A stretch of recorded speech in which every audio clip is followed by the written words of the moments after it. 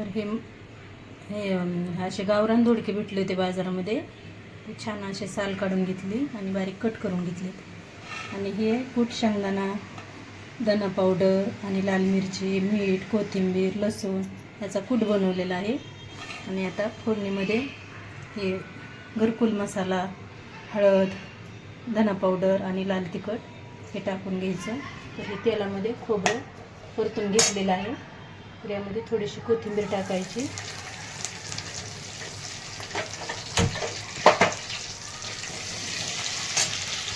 तर एक छान असं परतलं का हे मसाले टाकून द्यायचे.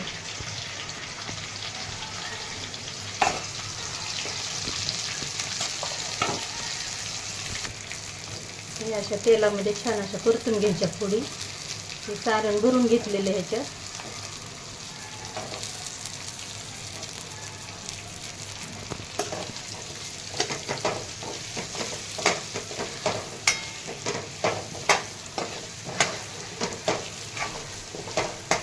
ते फुल गॅसवर करूनच घ्यायची नाही फोडणी, थोडीशी कमी गॅसवरच करायची. आणि छान असे परतले जातं, नाहीतर हे कूट हे करपले जातं काय ते फुटेपर्यंत. तर आता हे कूट करून घेतलं आपण टाकून घ्यायचं. छान असं शिजायपुरतं पाणी टाकून घ्यायचं.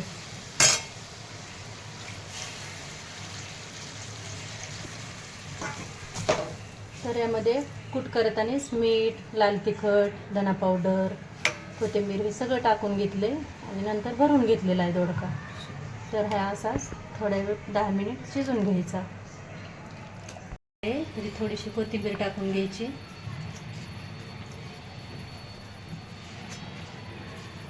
खूप असा छान असा शिजलेला आहे. रशी पण खूप छान आलेली आहे.